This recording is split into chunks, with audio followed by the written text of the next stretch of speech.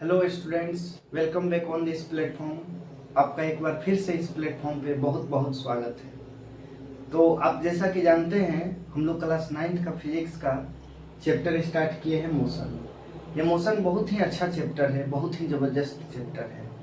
ये मोशन जो है हम डायरेक्टली बोल सकते हैं कि इसका डायरेक्टली रिश्ता है क्लास 11th से, यानी डायरेक्टली प्रोपोर्शनल टू है क्लास 11th। मतलब क्लास 11th में मोशन से ही स्टार्ट हो जाएगा आपका 11th।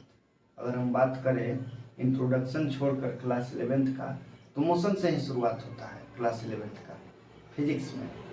तो इसलिए ये मोशन चैप्टर इतना इम्पोर्टेंट हो जाता है। दूसरी, हम पर डे लाइफ में अपने आसपास हर एक चीज़ को मोशन करता हुआ ऑब्जर्व करते हैं, इसलिए ये चैप्टर इम्पोर्टेंट हो जाता है। तो मोशन चैप्टर के बारे में हम लोग बहुत सारा टॉपिक को पढ़ लिए थे, और टॉपिक को धीरे धीरे एक लय में बहुत ही सिस्टमेटिक और डिटेल तरीके से हम लोग पढ़ रहे हैं। आपका एक भी क्वेश्चन इससे छूट नहीं सकता है। अगर एक बार अपने माइंड में आप सभी कॉन्सेप्ट को सेट कर लेंगे तो कोई भी कॉन्सेप्ट आपका छूट नहीं सकता है। तो आज का हमारा जो टॉपिक कवर करना है वो है हमारा डिस्टेंस, डिस्प्लेसमेंट। इसके बाद स्पीड करेंगे, फिर यूनिफॉर्म मोशन करेंगे, नॉन यूनिफॉर्म मोशन करेंगे, वेलोसिटी करेंगे। ये सब टॉपिक हम लोग जो है आज कवर करेंगे। बट उस टॉपिक को कवर करने से पहले एक बार पिछला टॉपिक को रिकॉल कर लेंगे कि हम लोग पिछले लेक्चर में क्या क्या पढ़े थे। हम लोग पिछले लेक्चर में रेस्ट के बारे में जान गए थे, मोशन के बारे में जान गए थे, रेफरेंस पॉइंट क्या होता है उसके बारे में जान गए थे। उसके बाद फिजिकल क्वांटिटी के बारे में पढ़े थे, स्केलर और वेक्टर के बारे में पढ़े थे। अब हम लोग स्टार्ट करने जा रहे हैं डिस्टेंस के बारे में। तो आइए हम लोग स्टार्ट करते हैं कि डिस्टेंस है क्या। डिस्टेंस को पहले हम लोग बाय डेफिनेशन एक बार देख लेते हैं। बट बाय डेफिनेशन देखने से आपको इसका कॉन्सेप्ट क्लियर नहीं हो पाएगा। डेफिनेशन आप कितना भी रट लीजिए, उससे कुछ नहीं होगा। साइंस समझने का चीज़ है, साइंस कॉन्सेप्चुअल चीज़ होता है। फिर भी एक बार डेफिनेशन हम लोग देख लेते हैं कि डिस्टेंस क्या है कि actual path cover by a moving body, यानी एक मूविंग बॉडी के द्वारा जो एक्चुअल पाथ कवर किया जाता है उसी को हम क्या बोलेंगे, डिस्टेंस बोलेंगे। इसका कहने का मीनिंग क्या हुआ, इसको एग्जाम्पल के द्वारा हम लोग समझने का कोशिश करते हैं। इसका कहने का मतलब ये है कि ये हमारा एक पॉइंट ए है, पॉइंट ए से बी तक कोई बॉडी आया, ये बॉडी फिर पॉइंट बी से सी तक आ गया। हम अगर पूछे कि इसका डिस्टेंस क्या हुआ, बॉडी का डिस्टेंस कितना है, तो डिस्टेंस में क्या है कि एक्चुअल पाथ कितना कवर किया है कोई मूविंग करता हुआ बॉडी। तो ये बॉडी तो ए से मूविंग करना शुरू किया था, ए से करते करते ये बी तक आया, बी से मूविंग करते हुए वो कहाँ आ गया, सी पर आ गया। तो एक्चुअल पाथ यानी ये जो रास्ता है, टोटल जो चला है रास्ता, ये एक्चुअल पाथ का जो लेंथ होता है वही डिस्टेंस कहलाता है। यानी ये जो एक्चुअल पाथ का लेंथ होता है वही क्या कहलाता है, डिस्टेंस कहलाता है। मतलब सीधा सा बात यहाँ पर हम बोल सकते हैं कि कोई बॉडी एक पॉइंट से दूसरे पॉइंट तक मूविंग करते हुए जा रहा है, मोशन में जा रहा है, तो जितना भी वो पाथ को कवर किया है उस पाथ का जो टोटल लेंथ आएगा, क्योंकि ऐसे गया, हो सके ऐसे आ जाए बॉडी, हो सके यहाँ आ जाए बॉडी, तो ये सब पाथ को हम लोग जोड़ देंगे, ये टोटल पाथ को हम लोग ऐड कर देंगे और ऐड करने के बाद इसका जो लेंथ निकल कर आएगा वही लेंथ क्या कहलाता है, डिस्टेंस कहलाता है। वही बात यहाँ पर लिखा हुआ है कि एक्चुअल पाथ कितना कवर किया गया है किसी मूविंग करता हुआ बॉडी के द्वारा, तो हम उसे क्या बोलेंगे, डिस्टेंस बोलेंगे।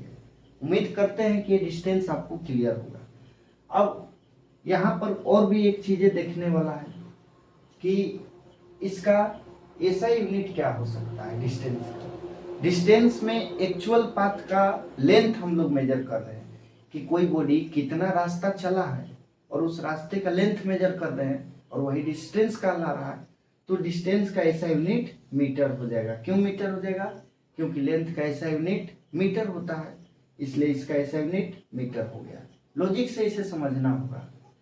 सेकंड, ये एक स्केलर क्वांटिटी है। स्केलर क्वांटिटी कहने का मतलब क्या हुआ, हम लोग पिछले लेक्चर में ही पढ़ के आए थे कि स्केलर क्या होता है, वेक्टर क्या होता है। मतलब मान लीजिए कि इस टोटल रास्ते को हम जोड़ दिए और जोड़ने के बाद यदि हमें रिजल्ट मिल गया कुछ 10 मीटर, मीटर जो है वैसा यूनिट हम लोग लिखेंगे, लेंथ का होता है, और इसका जो वैल्यू हमें पता चला वो 10 पता चला।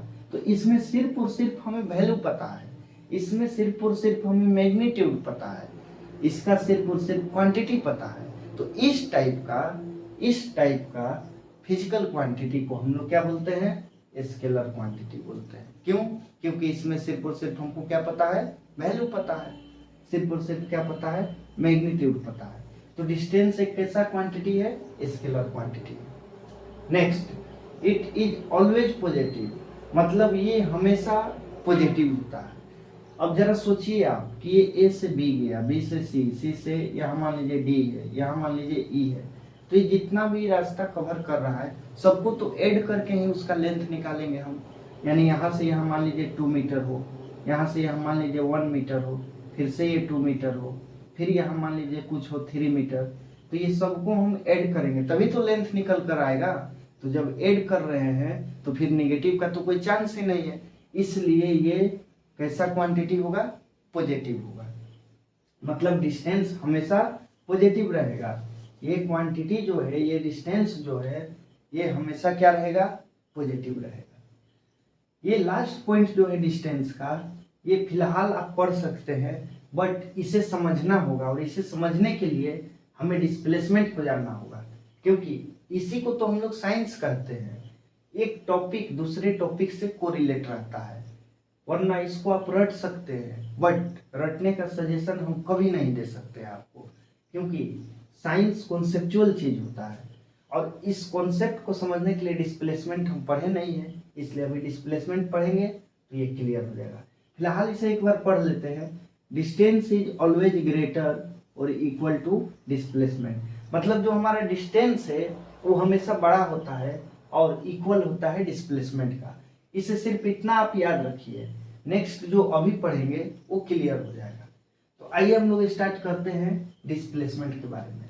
डिस्प्लेसमेंट हमारा क्या है, ये बोला गया है कि शॉर्टेस्ट पाथ है, यानी छोटा रास्ता, ठीक, या लेंथ है छोटा सा, किसके किसके बीच में, इनिशियल एंड फाइनल पोजीशन। बस बात यहीं फिनिश हो जाता है। लेकिन अब इसको समझना होगा कि मतलब इनिशियल और फाइनल पोजीशन के बीच में जो सबसे छोटा रास्ता बनकर आएगा उसी को हम लोग डिस्प्लेसमेंट बोलते हैं। तो मान लीजिए कि ये पॉइंट ए है, कोई भी ऑब्जेक्ट जिस पॉइंट से चलना शुरू करता है, जिस पॉइंट से मूविंग करना शुरू करता है, जिस पॉइंट से मोशन करना शुरू करता है, वो पॉइंट उसका इनिशियल पॉइंट कहलाता है। वो पॉइंट उसका क्या कहलाता है, इनिशियल पॉइंट, याद रखिएगा, यानी स्टार्टिंग पॉइंट। और वो बॉडी घूम करके मूविंग करने के बाद जहाँ पर रुक जाता है, जाकर रेस्ट में हो जाता है लास्टली, उसे हम लोग क्या बोलते हैं, फाइनल पोजीशन बोलते हैं। तो यही बात याद रखिएगा, स्टार्टिंग पॉइंट बॉडी का इनिशियल हुआ और एंडिंग पॉइंट यानी जहाँ पे वो जाके रुक गया वो उसका फाइनल पोजीशन हुआ। तो ये बॉडी जो है ए से चलना शुरू किया, चलते चलते बी पर आ गया, यहाँ मान लीजिए कि ये पॉइंट बी है। अब बी से ये सी तक आ गया, तो ये इनिशियल पॉइंट इसका क्या हुआ, ए हुआ, और इसका फाइनल पॉइंट क्या हुआ, सी हुआ। तो ये बोला गया कि इनिशियल और फाइनल पॉइंट या पोजीशन दोनों बात एक ही है। उसके बीच में जो सबसे छोटा रास्ता बनता है, उसके बीच में जो सबसे छोटा रास्ता बनता है इनिशियल और फाइनल के बीच में, वही क्या कहलाता है, डिस्प्लेसमेंट कहलाता है। तो इसके और इसके बीच में यानी इनिशियल और फाइनल के बीच में सबसे छोटा रास्ता ये बनता हुआ दिखाई दे रहा है, ये बनता हुआ दिखाई दे रहा है, क्योंकि इससे छोटा रास्ता बनाना पॉसिबल ही नहीं है। इधर से घूम कर आएंगे तो भी बड़ा होगा, इधर से घूम करके आएंगे तो भी बड़ा होगा। तो ए और सी के बीच में यानी इनिशियल और फाइनल पोजीशन के बीच में जो सबसे छोटा रास्ता बना, इसी का लेंथ, इस रास्ते का लेंथ ही डिस्प्लेसमेंट कहलाता है। यानी जरा सोचिए आप, इनिशियल फाइनल और ये जो छोटा रास्ता बनकर यहाँ तैयार हुआ, इस छोटे रास्ते का जो लेंथ होगा वो क्या होगा, डिस्प्लेसमेंट होगा। यानी डिस्प्लेसमेंट को अब हम लोग डिफाइन कर सकते हैं खुद अपने भाषा में कि it is the short distance या शॉर्ट पाथ या short length between initial and final position of a moving body, यानी एक घूमता हुआ बॉडी का इनिशियल और फाइनल पोजीशन के बीच का सबसे छोटा रास्ता है, उसी को क्या बोलते हैं, डिस्प्लेसमेंट बोलते हैं। ये डिस्प्लेसमेंट का बातें हमें उम्मीद है कि आपको क्लियर हो गया होगा। अब आइए कुछ जानते हैं इसके पॉइंट को। डिस्प्लेसमेंट भी एक वेक्टर क्वांटिटी है, बट उससे पहले इसका एसआई यूनिट को हम लोग जान रहे हैं। डिस्प्लेसमेंट का जो एसआई यूनिट है वो आपका मीटर होता है। एसआई यूनिट डिस्प्लेसमेंट का भी मीटर क्यों हो गया, डिस्टेंस का भी मीटर क्यों हो गया, इस पे बातें हम लोग कर लेते हैं।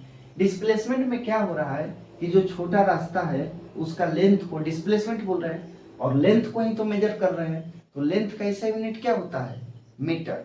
तो इसलिए इसका भी एसआई यूनिट क्या निकल कर आ गया, मीटर निकल कर आ गया। यानी डिस्प्लेसमेंट और डिस्टेंस दोनों में लेंथ को ही मेजर किया जा रहा है। एक में टोटल चला हुआ पाथ को जोड़ रहे हैं वो डिस्टेंस हो गया, एक में सिर्फ इनिशियल और फाइनल के बीच का छोटा रास्ता जो बन के तैयार हुआ उस रास्ते के लेंथ को हम लोग जोड़ रहे हैं, तो ये हो गया आपका डिस्प्लेसमेंट। तो इसका ऐसा यूनिट मीटर हो गया। दूसरा, डिस्प्लेसमेंट जो है एक वेक्टर क्वांटिटी है। डिस्प्लेसमेंट कैसा क्वांटिटी है, वेक्टर क्वांटिटी है। वेक्टर क्वांटिटी जैसे ही आ गया माइंड में आपके आ जाना चाहिए कि इसके पास मैग्नीट्यूड के साथ साथ डायरेक्शन भी मौजूद होगा। मान लीजिए कि इस शॉर्टेस्ट पाथ का जो लेंथ निकल कर आया, यदि हम यहाँ पे लिखते हैं 12 मीटर निकल कर आया, शॉर्टेस्ट पाथ का जो लेंथ अगर मान लीजिए कि 12 मीटर निकल कर आया, तो ये 12 तो इसका वैल्यू बता दिया, मैग्नीट्यूड है, ठीक। इसमें डायरेक्शन भी हमें पता है। डायरेक्शन देखिए यहाँ पे पता है कि हमें फिक्स है कि इसका डायरेक्शन कहाँ से कहाँ है, ए से सी तक। इसमें एकदम फिक्स है, कंफर्म है कि इसका डायरेक्शन कहाँ है, ए से लेकर सी तक। इसलिए ये किस टाइप का क्वांटिटी हो गया, वेक्टर क्वांटिटी हो गया। क्यों, क्योंकि इसके पास मैग्नीट्यूड के साथ साथ डायरेक्शन भी मौजूद है। अब थर्ड पॉइंट को देखिएगा, ये जो डिस्प्लेसमेंट है आपका, ये पॉजिटिव भी हो सकता है, निगेटिव भी हो सकता है और जीरो भी हो सकता है। तो पॉजिटिव निगेटिव तो पता है कि पॉजिटिव हो सकता है, निगेटिव हो सकता है। जीरो वाला पे हम बात कर लेते हैं थोड़ा। जैसे मान लीजिए बॉडी ए से मूव करना शुरू किया, ए से घूमते हुए बी पर आ गया, बी से सी पर आ गया, सी से वापस अगर ए पर आ गया, सी से वापस अगर ए पर आ गया, यानी जहां से चलना शुरू किया उसका जो इनिशियल पॉइंट था और फाइनल पॉइंट भी ए ही हो गया, तो इनिशियल और फाइनल के बीच में तो कोई डिस्टेंस ही नहीं है, कोई उसके बीच में पाथ कवर ही नहीं हुआ है, तो उसका लेंथ तो जीरो हो गया। यानी इसका डिस्प्लेसमेंट क्या हो गया, जीरो हो गया। तो डिस्प्लेसमेंट जीरो कब होगा, जब बॉडी इनिशियल पॉइंट से मूविंग करना शुरू करे और वापस मूव करते हुए वापस उसी पॉइंट पर आ गया, यानी इनिशियल पॉइंट पे ही, तब इनिशियल और फाइनल के बीच में डिस्टेंस हमारा क्या हो गया, जीरो। एक्चुअल पाथ का लेंथ हमारा क्या हो गया, जीरो। तब उस कंडीशन में डिस्प्लेसमेंट क्या हो जाएगा, जीरो हो जाएगा। लेकिन डिस्टेंस कभी भी जीरो नहीं होता है। क्यों, क्योंकि डिस्टेंस में ये पाथ ये पाथ ये पाथ, हम सब पाथ को क्या करते हैं, ऐड करते हैं, जोड़ते हैं, तो वो कभी जीरो हो ही नहीं सकता है। और डिस्प्लेसमेंट में क्या देखें हम कि चला कहाँ से बॉडी, यानी इनिशियल पॉइंट क्या है और जाके रुक कहाँ गया, यानी फाइनल क्या है। और उस दोनों के बीच में देखना है कि कोई पाथ कवर हुआ है या नहीं। तो इस दोनों के बीच में कोई पाथ कवर नहीं हुआ था, क्योंकि ए से चला था और वापस ए पर आ गया, तो इसलिए इसका डिस्प्लेसमेंट क्या हुआ, जीरो हो गया। ये बातें आपको उम्मीद करते हैं कि बहुत अच्छे से क्लियर होगा। अब आते हैं इस पॉइंट पर, जिस पॉइंट का हमें इंतजार था, क्योंकि ये पॉइंट अभी हम लोग पढ़े थे कि बिना डिस्टेंस और डिस्प्लेसमेंट को क्लियर हुए ये पॉइंट हमें क्लियर नहीं हो सकता है। तो इस पॉइंट को जरा देखिएगा ध्यान से आप, ये पॉइंट हमारा क्या बोल रहा है। ये हमारा पॉइंट बोल रहा है कि डिस्टेंस हमेशा बड़ा होता है और बराबर होता है डिस्प्लेसमेंट का। बात सही है। यहाँ पे मान लीजिए कि पॉइंट ए है, पॉइंट ए से कोई बॉडी आ गया पॉइंट बी पर, पॉइंट बी से कोई बॉडी आ गया सी पर, तो ए से बी, बी से सी। अगर हम डिस्टेंस का बात करें तो मान लीजिए कि इसका कुछ लेंथ होगा, इसका कुछ लेंथ होगा, तो डिस्टेंस तो कुछ ना कुछ निकल कर आ गया, ठीक। अगर डिस्प्लेसमेंट का बात करें तो ये लाइन जो दिख रहा है आपको ए से सी तक, ये लाइन डिस्प्लेसमेंट कहलाएगा। अब ये लेंथ छोटा है एज कंपेयर टू ये दोनों को जोड़ेंगे तो, यानी ये जोड़ेंगे ये जोड़ेंगे, यानी ये दोनों को अगर ऐड करेंगे और ये लाइन अकेले ये दोनों के बराबर नहीं हो सकता है जल्दी, तो उस कंडीशन में हम बोल सकते हैं कि ये डिस्प्लेसमेंट जो है वो क्या है, छोटा है। किससे? डिस्टेंस से। ये हो सकता है छोटा, ठीक। दूसरा कंडीशन, या तो जीरो हो सकता है, यानी इसका कहने का मतलब क्या हुआ कि डिस्टेंस से बड़ा हो सकता है और या तो डिस्टेंस के इक्वल हो सकता है, बराबर हो सकता है। इक्वल वाले पार्ट पे हम थोड़ा सा आते हैं। जैसे मान लीजिए कि ए से बी कोई बॉडी चला, बी से सी तक कोई बॉडी चला और सी से वापस ए तक कोई बॉडी चला। एक बार फिर से समझिएगा ध्यान से, ए से बी कोई बॉडी चला, बी से सी तक कोई बॉडी चला, सी से वापस ए तक आ गया कोई बॉडी। तब उस कंडीशन में क्या होता है कि इसका डिस्प्लेसमेंट तो जीरो हो गया, इसका डिस्प्लेसमेंट क्या हो गया, जीरो हो गया, लेकिन डिस्टेंस तो इसका निकल कर आएगा। डिस्टेंस में हम ऐड करेंगे इस तीनों पाथ को, तो डिस्टेंस क्या हो गया, बड़ा हो गया, और डिस्प्लेसमेंट छोटा हो गया, क्योंकि डिस्प्लेसमेंट का वैल्यू क्या आया, जीरो। इनिशियल पॉइंट भी ए था, फाइनल भी ए हो गया, तो जीरो हो गया। और डिस्टेंस निकालेंगे तो हम इसे भी ऐड कर देंगे, इसे भी ऐड कर देंगे और इसे भी ऐड कर देंगे, क्योंकि ये तीनों पाथ को कवर किया है। तब उस कंडीशन में ग्रेटर हो गया, फर्स्ट कंडीशन। दूसरा, ये इक्वल कब हो सकता है, यानी ये दोनों इक्वल कब हो सकता है, डिस्टेंस और डिस्प्लेसमेंट। जैसे मान लीजिए कि ये एक पॉइंट है ए और ये पॉइंट ए से इस पॉइंट को हम मानते हैं बी। ए से बी के बीच मान लीजिए कि 4 मीटर का डिस्टेंस है, तो बॉडी ए से बी तक चलना शुरू किया, यानी ए से चलते हुए बॉडी कहाँ आ गया, बी पर आ गया। तो अगर हम बात करें कि इसका डिस्टेंस क्या होगा, तो डिस्टेंस तो इसका 4 मीटर हुआ, क्योंकि एक्चुअल पाथ जो चला है वही उसका क्या कहलाएगा, डिस्टेंस कहलाएगा। लेकिन डिस्प्लेसमेंट का यदि हम बात करें तो ए और बी के बीच में, यानी इनिशियल और फाइनल पोजीशन के बीच में छोटा रास्ता क्या बनेगा, यही इसका छोटा रास्ता है। दूसरा इसके पास कोई छोटा रास्ता नहीं है।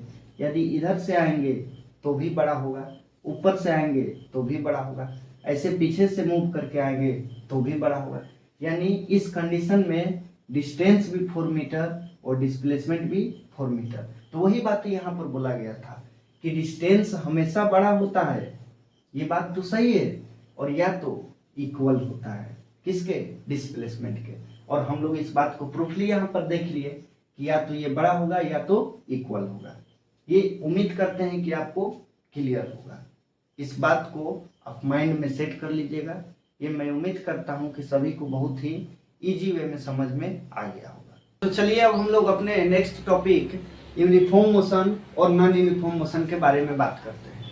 यूनिफॉर्म मोशन को समझने से पहले हम लोग मोशन को पढ़ चुके हैं। आप सबको पता होगा इस चैप्टर में हम लोग मोशन पढ़ करके आए हैं।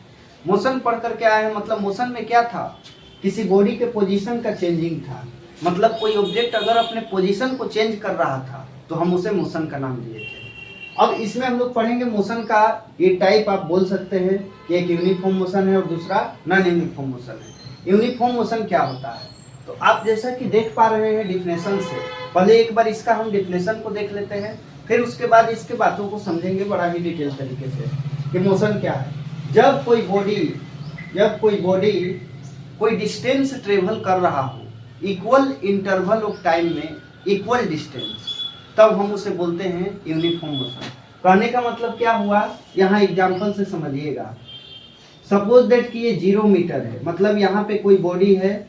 अभी ये बॉडी का डिस्टेंस अगर हम आपसे पूछे तो ये बॉडी कोई डिस्टेंस कवर नहीं किया है, मतलब इस बॉडी का डिस्टेंस क्या है, 0 मीटर है। ये बॉडी यहाँ से चलना शुरू किया और चलते चलते 10 मीटर पर आया। जब ये बॉडी 10 मीटर पर आया चल करके, यानी डिस्टेंस कवर करके, तब मान लीजिए कि वो 2 सेकंड का समय लिया बॉडी, मतलब 10 मीटर का डिस्टेंस कवर करने में ये बॉडी कितना सेकंड का समय लिया, 2 सेकंड का। अब क्या हुआ कि फिर ये 10 से 20 मीटर पर आ गया, मतलब फिर ये जब नेक्स्ट डिस्टेंस चला है बॉडी हमारा, तो फिर से कितना डिस्टेंस कवर किया, 10 मीटर ही, क्योंकि ये भी तो 10 ही है। 20 में से 10 को माइनस करेंगे तो फिर से 10 बचेगा। तो फिर से मान लीजिए कि ये 2 सेकंड का ही समय लिया, फिर अगला जब 10 सेकंड चला तो फिर से वो 2 सेकंड का समय लिया, फिर नेक्स्ट 10 मीटर चला तो फिर वो 2 सेकंड का समय लिया। तो इससे हमें क्या पता चला? इससे हमें ये पता चला कि कोई बॉडी इक्वल डिस्टेंस कवर कर रहा है इक्वल इंटरवल ऑफ टाइम में, तो हम उस टाइप के मोशन को यूनिफॉर्म मोशन बोलते हैं। ये यूनिफॉर्म मोशन का एग्जाम्पल हमारे पढ़े लाइफ में बहुत सारा है।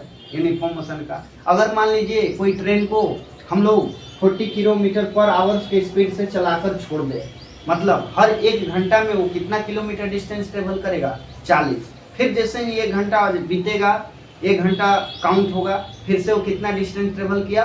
40 किलोमीटर। तो ये आपका ट्रेन का जो सिनेरियो दिख रहा है 40 किलोमीटर पर आवर्स का, ये आपका यूनिफॉर्म मोशन के अंदर आ जाएगा। उम्मीद करते हैं कि ये टॉपिक आपको क्लियर हो गया होगा।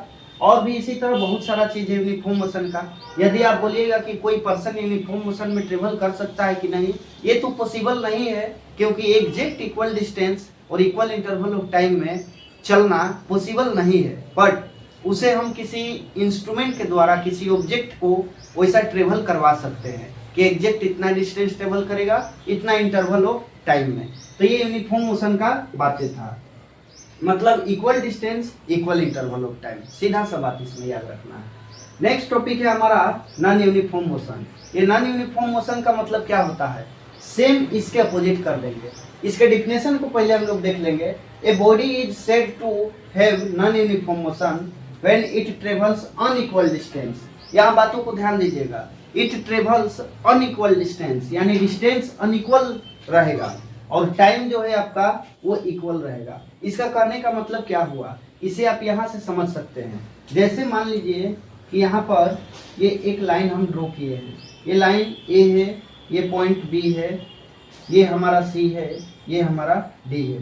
तो ए से बी का डिस्टेंस मान लीजिए कि आपका 10 मीटर है, बी से सी का डिस्टेंस 6 मीटर है, फिर सी से डी का डिस्टेंस 7 मीटर है। इससे आपको क्या पता चला? इससे हमें ये पता चला कि बॉडी जब ए से बी तक चलना शुरू किया, 10 मीटर का डिस्टेंस वो 2 सेकंड में ट्रेवल किया। 10 मीटर का डिस्टेंस ट्रेवल करने में कितना समय का ये कितना समय लिया? 2 सेकंड लिया। फिर जब वो बी से सी गया तो इस बार सिर्फ 6 मीटर, इस बार सिर्फ ये 6 मीटर का डिस्टेंस ट्रेवल किया है बॉडी, और कितना समय लिया? 2 सेकंड का। मतलब इसमें आप क्या देख पा रहे हैं कि टाइम 2 सेकंड ही लग रहा है। जब भी वो आगे बढ़ रहा है तो 2 सेकंड का ही समय लग रहा है, यानी टाइम तो आपका इक्वल इंटरवल में है बट डिस्टेंस हमारा अनइक्वल है, क्योंकि 2 सेकंड में वो 10 मीटर कवर कर गया और फिर जब अगला 2 सेकंड बीता तो इस बार सिर्फ 6 मीटर ही कवर किया, फिर अगला 2 सेकंड बीता तो इस बार 7 मीटर ही कवर किया, फिर हो सके 2 सेकंड बीता और इस बार वो 1 मीटर ही चला हो। तो मतलब क्या हुआ? डिस्टेंस अनबैलेंस हो गया। डिस्टेंस बैलेंस कवर नहीं कर पा रहा है, ये बॉडी डिस्टेंस जो है इक्वल नहीं कवर कर पा रहा है, यानी डिस्टेंस हमारा अनइक्वल हुआ और हमारा जो टाइम हुआ वो आपका इक्वल हुआ। यानी इस टाइप का मोशन हमारा नॉन यूनिफॉर्म मोशन के अंदर आ जाता है। तो ये बातें था आपका यूनिफॉर्म और नॉन यूनिफॉर्म मोशन का।